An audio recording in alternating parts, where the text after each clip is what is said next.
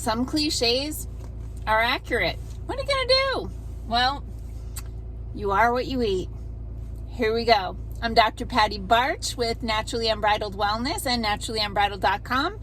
And this is Down the Ridge with Dr. Patty. And it freaking snowed in Minnesota this weekend, so enjoy the scenery. I wanted to talk to you about organic versus non-GMO certified foods because there is a lot of confusion about this. So, first, what is a genetically modified food? So GMOs, or genetically modified organisms, are living things, be it bacteria or yeast or human bodies that have been genetically altered to do something different than they were designed to do, very often to produce a protein. So some of the quote-unquote successes of GMO organisms are, like, for example, hemophiliacs lack the ability to make, I think it's factor VIII, which is a clotting protein. So these people have bleeding issues. They can bleed to death or bleed for excessive amounts of time because they don't have this clotting factor VIII. So they took bacteria and injected a gene into them, or inserted a gene into them, to get these bacteria to make factor VIII in these bioreactors. They're like huge fermentation vats. So think about if you've ever seen beer made. They take these bacteria, they put them in a massive amount of growth medium, and these bacteria, which divide every 20 minutes, have been transfected to produce this factor VIII protein, and they can take this factor VIII protein, they can inject it into hemophiliacs, and then these people have the ability to clot their blood. So that's an upside. But most genetically modified organisms that are used in agriculture are designed to either be resistant to a disease or a chemical. Here we go. So there are a lot of genetically modified organisms that are foods, mostly grains, legumes, but more and more there's, like, I think there's even beets and alfalfa and stuff that are GMOs now as well.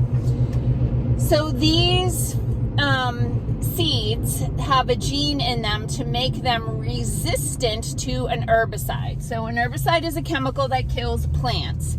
These plants have been genetically modified so that this Roundup or glyphosate chemical herbicide won't kill them. So why is that advantageous? So in commercial production agriculture, when they're growing acres upon acres of monoculture, corn, soy, wheat, that sort of thing, they have issues with weeds. And as the plants grow, and of course, nobody can hand weed 5,000 acres.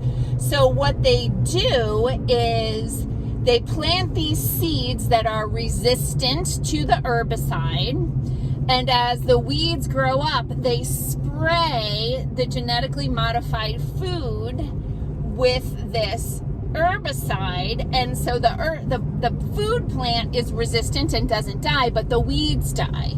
So this is a way for them to weed the fields of the non-genetically modified things. Now, I'm not going to get into all of the reasons why that's a horrible idea because of the dangers of that chemical in the soil and in your food. Bayer, which is the company that bought Monsanto, and Monsanto is the company that patented glyphosate. They have countless lawsuits in the queue for causing a lot of damage to people. Okay, so that's what people will want to not eat GMOs because they know that they express a foreign protein and they're sprayed with herbicide during their growth. So people start looking for non-GMO foods, and there's a non-GMO certified little label that you'll see on foods. Here's the problem.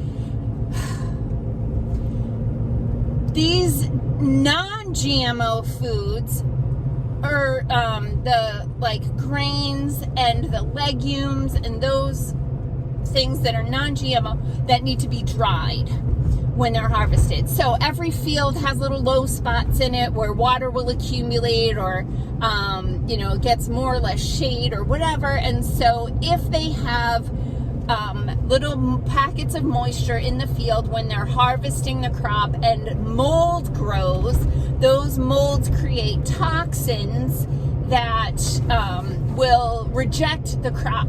So if they do a test on the grains and they find this aflatoxin in the batch, the whole crop could be just trashed and the farmer loses money. So they don't want to risk having any wet areas, damp areas in their fields, or certain areas of the field drying out for harvest faster than others. So what they do in these non-GMO certified, you think you're eating healthy food, they spray the whole field with the herbicide to kill all the crop uniformly, and then it's all dried the same, there's no aflatoxin, and then they are taking that product and you're eating it, and it's covered in pesticides, herbicides, it's covered in this glyphosate or this Roundup. So when you're buying non-GMO certified food, it's very likely that it is loaded with glyphosate. So this is why, as much as possible, you should grow your own food or buy organic. Do I know that some organic products are not awesome for your health? Yes. Do I know that some organic farmers probably cheat? Yes. But so the best thing would be to grow your own food, but in general, there can be no glyphosate or genetically modified organisms in organic food. So that is your best bet. All right. Well, I am on my way to the chiropractor, and I hope you have a healthy day. I know I went 1,000,000 miles an hour because I'm actually kind of close to get to the chiropractor this morning. So peace out, peeps. Have a healthy day.